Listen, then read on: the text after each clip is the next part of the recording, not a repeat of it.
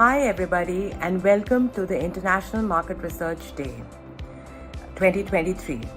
IMRD celebrates the positive contributions made by data, research and insight professionals to guide decision making by the public and decision makers in business, charities and public services. MRSI has been a very active participant in 2021 and 2022 and we continue to join the celebrations. This year's overall banner is Research for a Better World. And if you really look at it, MR is one industry where we intrinsically, through our work, we are doing the first step to create a better world. We are understanding humans and taking their voice to brands and marketers such that their needs, their dreams, their aspirations, and their ambitions are met and understood. We play a pivotal role in creating this connection and cementing it. Via that and via our work, we not only shape cultures at a very, very macro level, but we also influence the life of an individual at a grassroots level. This year's celebrations on making a better world include many perspectives and different stakeholders to give a more holistic view on the changes and how can we make it a better world. We kicked off IMRD 2023 through a very, very meaningful and critical discussion on the topic of gender inequality. We know that gender inequality starts in the mind and can be perpetuated through mass communication. So equally, we know that mass communication can work in a different direction. Advertising can play a big role in pivoting away from the age-old stereotypes and carving the way towards a freer world with more equal choices across genders. We also will be sharing multiple presentations of work which looks at marketing and consumer behavior changes such that they become powerful, really powerful agents of change for the betterment of society. You would get to hear from the journey of a very large and prestigious company that stands out as an exemplar in sustainability. In fact, it is the only company in the world that has been water, carbon and solid waste positive for the last decade, for more than a decade in fact. And you know, we've always heard about customer centricity, and it was often seen as a way to understand the customer and you know, work towards actually increasing the bottom line by addressing their needs. It actually still stays the same, except that the Indian consumer is evolving and is asking the brands and corporates for more. And is asking the brands and corporates to actually do their share on sustainability. We have a very interesting interaction between two key marketers as they share their own journeys in the area of sustainability from very, very different industries. So a lot to share, learn, imbibe and assimilate and take it forward towards creating a better world. So join us starting with today with all the sessions, and look forward to seeing you there. Thank you.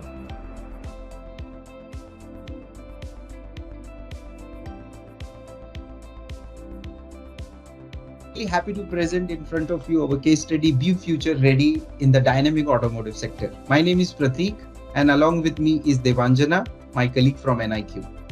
We all know automotive sector is becoming dynamic. Why so?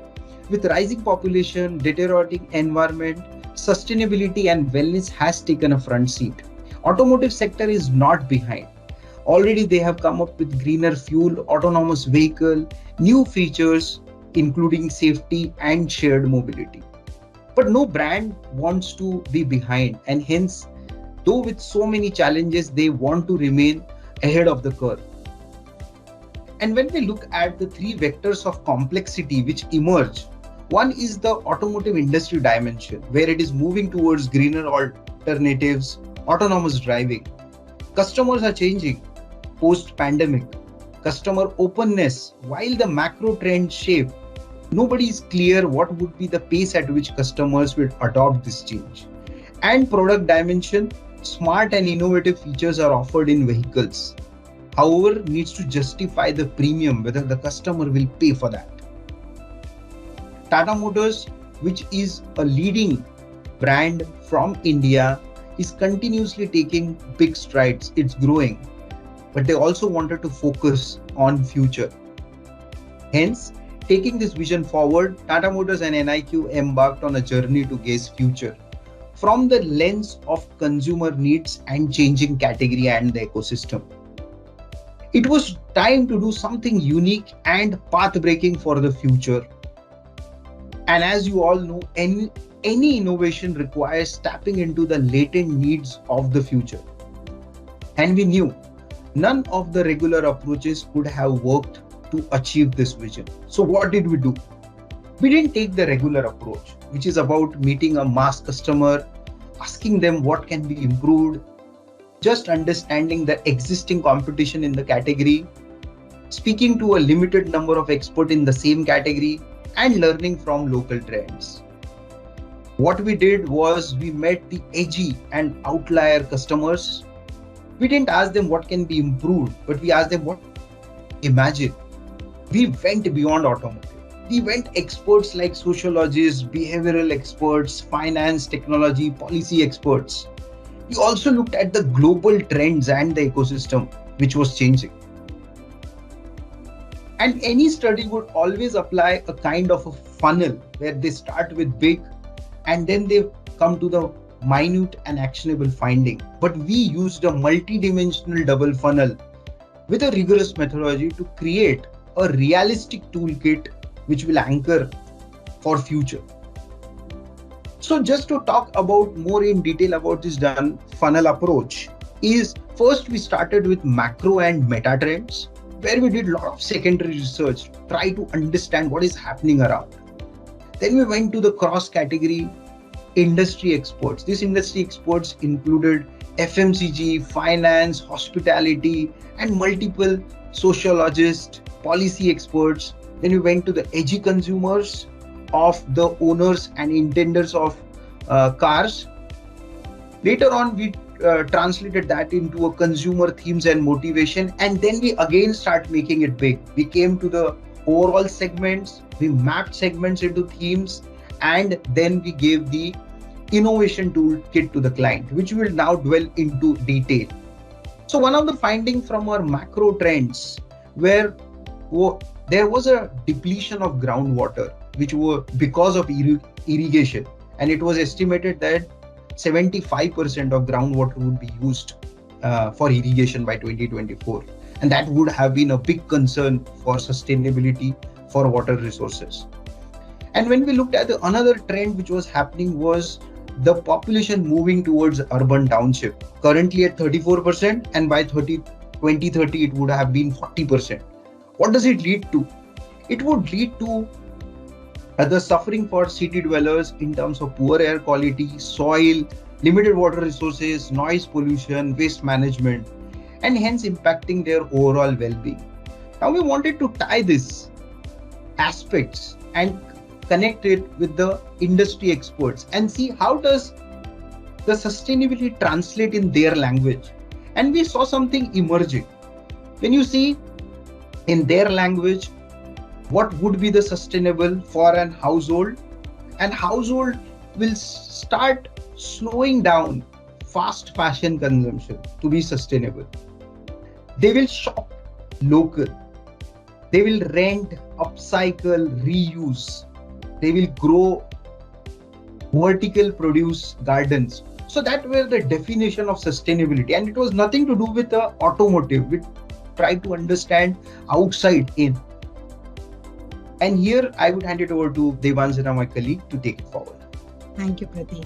So like Prateek said, we started from a very macro lens. We moved to understanding what the industry experts had to say, but we really didn't stop there. We translated that into a very human lens, how the consumer sees it and how does it really translate into consumer life.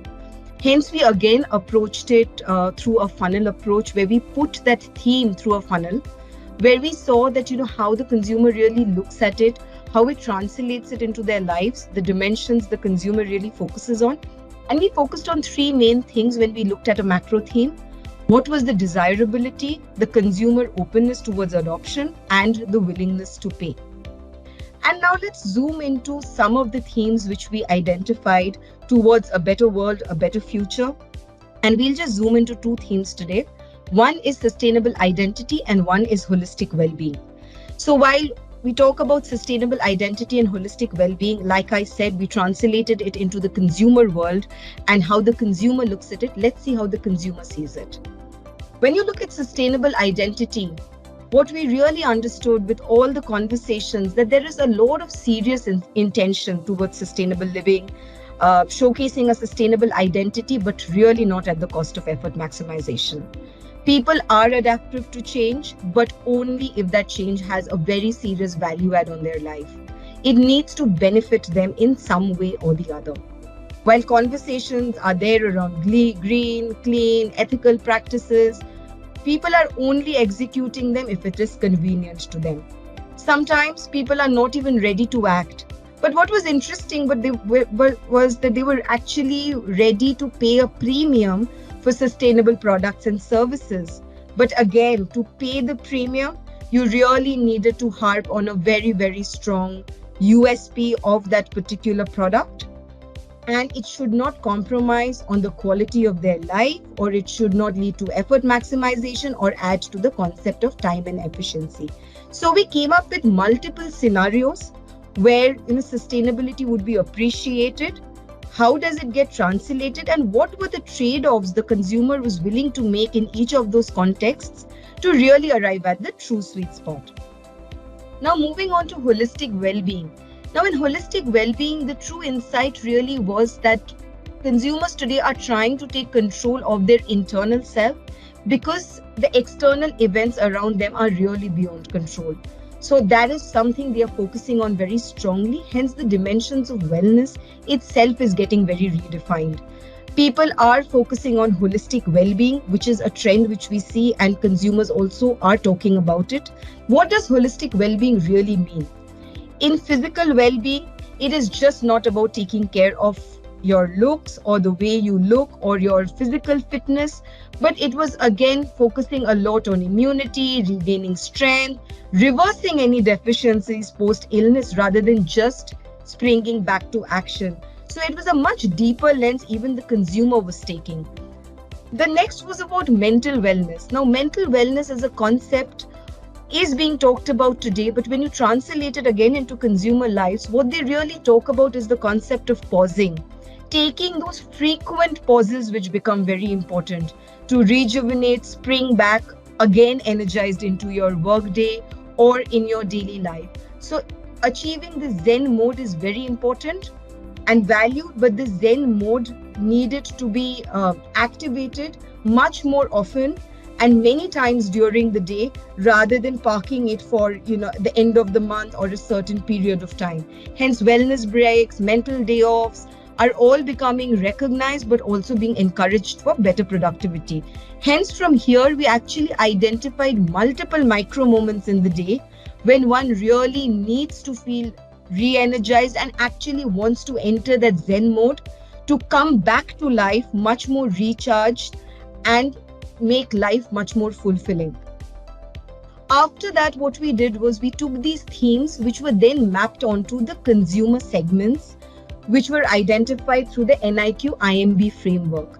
Now, what this framework really does is it takes into account three things. One is the individual, which is the demographics, the life stage, the personality traits, the mind space, your functional, emotional, category and brand needs, and your disposition towards the category and brand. And thirdly is behavior, which is the products you prefer and the features. And together, when we put all the three together and triangulate, we actually get very unique segments. Now, once we identified the segments, what we did was we had the themes already, which we had put in through a consumer lens. So we got a very humanized lens of those themes, and we had all the segments, and we mapped the themes with the segments. So if you see sustainable identity as a theme, while mindful citizen was a more intuitive map, but we also saw it emerging amongst other segments as well. Similarly, if you see holistic well-being, we saw it cropping up multiple times and multiple segments talking about it. In this way, we mapped the themes with the segments, and then what we did was we translated it into product needs. Now, when we looked at product needs and translating it into product needs, we actually created a need preference matrix. So on one hand, we had classification of features. what the customer was really looking for. One which is existing, one which is emerging, and one which is futuristic. But on the other side, we also had classification of needs, whether they were protection oriented, performance oriented, or delighter needs. And then after that, what we actually did was we saw how to action them if we had to map it with each of the segments, and what would be the segment priority. What did this really result in? Which was introducing Avanya by Tata Motors, which actually stands for empathetic mobility. Now, as the term empathetic mobility suggests, the concept is inspired from the theme of sustainability, health, and wellness. Avanya is engineered to be a very smart, spacious, sustainable, yet tech-focused car. But what is more interesting is it is based on humanizing the design concept, which delivers on this concept of holistic well-being and tranquility, which one needs during transit, which is a need for your everyday life. So this is how we really helped Tata Motors gaze the future to make the world a better place to live in. And this is how brands can use this particular framework, this rigorous methodology, to really see how their products can be translated into features, appealing to segments to make the world a better place to live in. Thank you.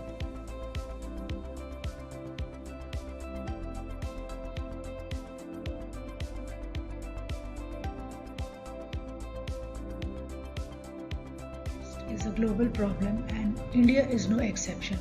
According to the Food and Agriculture Organization of the United Nations, 1/3 of all food produced globally is wasted. In India alone, it is estimated that 40% of the food produced is wasted. 95 million undernourished people are in India. 1/4 of the world's hunger burden is on India, and 43% of children in India are chronically undernourished. India ranks 68 out of 113 major countries in terms of food security index. And there is a shortage of food in our country, and the question that is posed in every forum is that, do we have a solution? Food wastage is a major concern. Approximately 31% of the food that is produced from farm to the plate goes to the bin. While we understand that there is a large quantity of food that is lost in the supply chain, the retail and the food service sector, along with household, contribute to the larger chunk of the food waste. The wasted food is not only loss of money, but it is also a loss of energy, water, and labor. Further, the wasted food ends up in the landfill, where it also causes harm to the environment. In the context of food wasted and the impact it has on the society, CII and Unilever wanted to measure the amount of food wasted in the Indian households to create awareness around responsible consumption. Interestingly, India does not have any previous study that captures aspects of food waste, and it is the first study in the country covering 12 cities. So, in this study, we wanted to explore what is getting wasted in Indian households, how much is wasted, and what are the reasons of wastage. Since the study was launched during COVID, we did telephonic interviews and respondents were asked to recall the food thrown by them in last 2 days. Since one of the objectives of our study was to capture the quantity and we asked about the size of the servings, it was very important for us to establish standards. First, we identified the food categories and defined them as snacks and sweets, rice-based, wheat-based, protein-based, etc. Then we reached out to the major crockery and utensil manufacturers to develop the standard serving references like a large glass, small cup, large bowl. So we wanted to understand what would be the approximate measurement and approximate quantity these glasses or the bowls would contain. The study was done in 12 major cities in India in 4 zones and covered both metro and non-metro cities. Total number of respondents that was covered in this study was 3,230. Since it was a telephonic interview, we did not cover NCCS E. findings were very interesting. When we asked the respondents what were the usual reasons to waste food, around approximately 50% said it was because they had leftover food, and around 50% also said that they wasted food because it was stale and spoiled. When we asked what did they do with excess food, around 47.6% said that they threw it in the dustbin, and around 58% said that they fed to animals. Since this data was collected during the time of COVID at its peak, the action of giving to maid or servants was less, because there was lot of inhibitions at that point of time to share your food with other members, even if, like say, they are visiting your home every day. When it came to attitude and behavior, 91% households thought that food was a waste of human labor and money, and around 84% households maintained a shopping list indicating a responsible behavior. 90% of the households were careful about the expiry dates. The responses of the household indicate that Indians are highly value-centric. There was a difference in what people believed versus what was their action. 88% of the households believed that they did not waste food, but 50% of them actually reported that they had wasted food. There was a difference in what was believed versus what was being actioned. It was also interesting to note that around 91% of the households are value-centric and think that food waste is a waste of human labor and money. People wasted rice-based food more as compared to pulses and sweets, and this could be due to the difference in price. Our study showed that an Indian household in a metro city wasted around 70.9 kg food, while a household in a non-metro city wasted around 58.5 kg food per annum. This is a huge amount and is comparable with other nations. People waste more of carbohydrate-based food as compared to protein-based food. This could be due to price difference between the two. In all, we waste around 52 billion worth food in urban India. So, tried to compare our results with similar countries in the region, and we found that our estimates are close to Nepal, Pakistan, Bangladesh and Bhutan.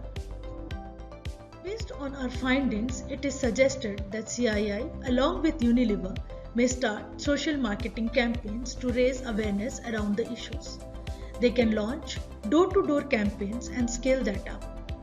They can also design interventions to influence consumer choices related to their purchase and consumption of food, such as changing their planning and shopping routines. This study covers the household segment, but that is only the tip of the iceberg. We have not covered the hostels, the restaurants, the retail chains, the railways, and many other food services industries. To manage food shortages, one should understand both loss and waste and scale up the study to cover other segments. It is important to collaborate with NGOs who can collect the food from household and distribute to the needy. There is a need to develop a reverse supply chain. This is just the beginning, and we want to see a change in our society in terms of responsible consumption and reduce the wastage as much as it can be. Thank you.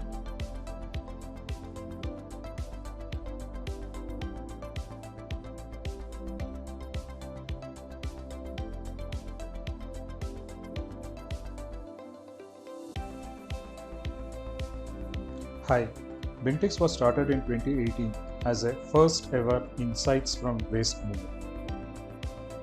Our vision was to transform waste into high precision data insights for a better life. Today, we are on a mission to harness valuable consumption insights from plastic waste and deploy this value to ensure that waste is removed, repurposed, or recycled and before it ever reaches a landfill or ocean. In essence, our purpose or motto is no waste shall go wasted. Talking about who benefits from what we do, First and foremost, our planet. We contribute greatly to controlling pollution on land and on water. Our consumers, we help them make better and greener lifestyle solutions. To the companies that we work with, they get benefited from the information to help make better products and services. Our collaborators and competitors benefit with better waste tracking and management systems.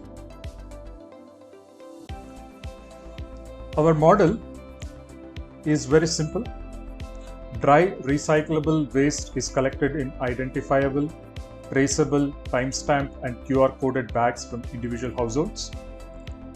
The bags are then transported to a data and material processing center. Every item within a bag is identified and connected to location and time of collection through our proprietary tech stack. Customers, that is the waste providers, get real-time inputs on weights and important environmental metrics, while deep data analytics provide category and brand level information to clients in the marketplace. Every single item which is collected is repurposed, recycled or removed, thus fulfilling our zero to landfill policy. Going a step deeper into the workings of our breakthrough technology model, the process starts with a supply of QR coded bags to every participating household to put their dry recyclables into. Filled bags are collected once a week. Households get paid anywhere between 2 to 4 rupees per kg to incentivize them to segregate waste and also for participation.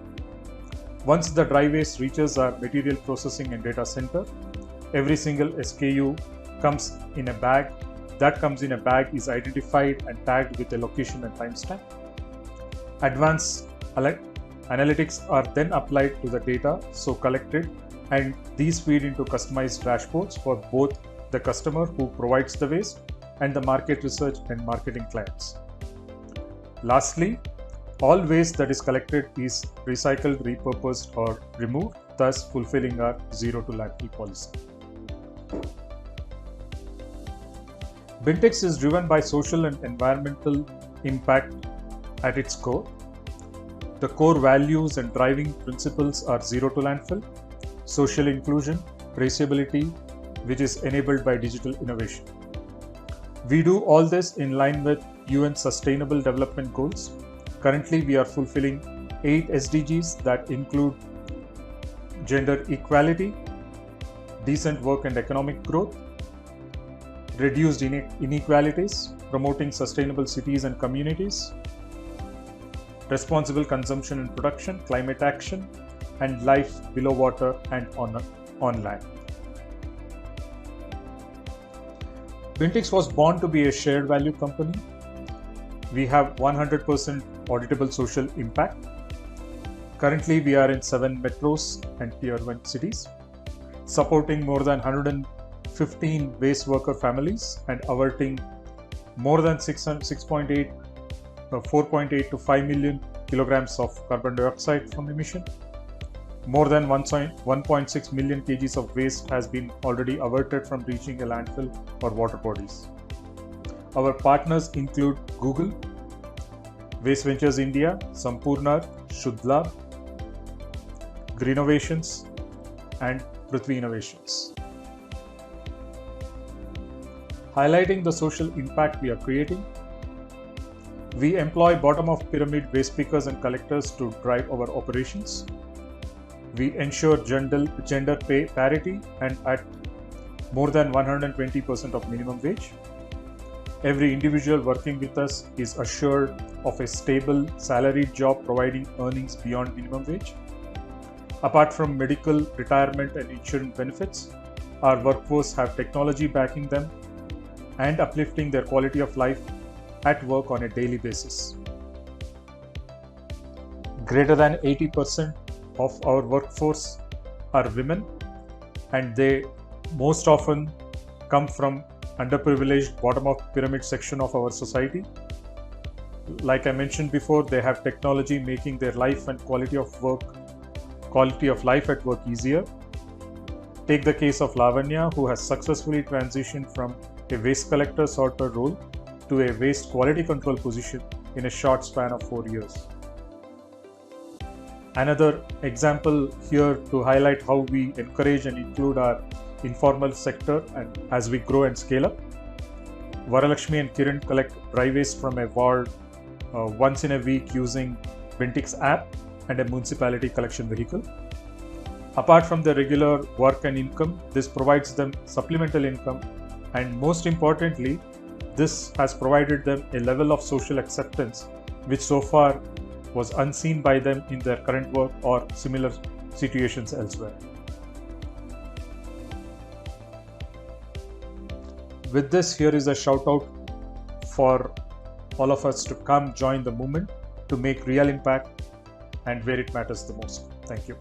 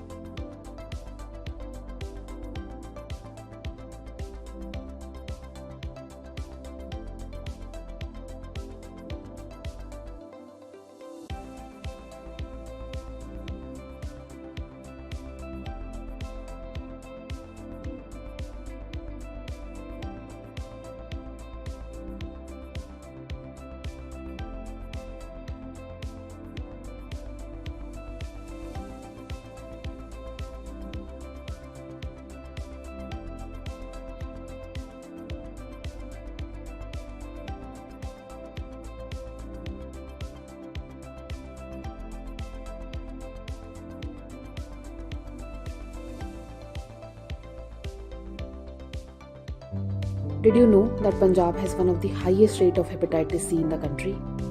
And so many factors can lead to hepatitis C. And drug usage is one of the major issues in India across socio-economic class. Ipsos was tasked to understand the primary risk factors for hepatitis C, especially for Indian population. We covered 10 district hospitals across Punjab for all 3 genders. The study was complex and required us to talk and convince patients to share sensitive information. We needed a separate room in the hospital itself, and third gender was also to be covered. The key impact of our study were assigning weightage to factors for hepatitis C for Indian population. Inclusive framework was developed, client intervention on technical assistance to improve service delivery, and amendments to national guidelines for screening, diagnosis, and treatment of disease in progress.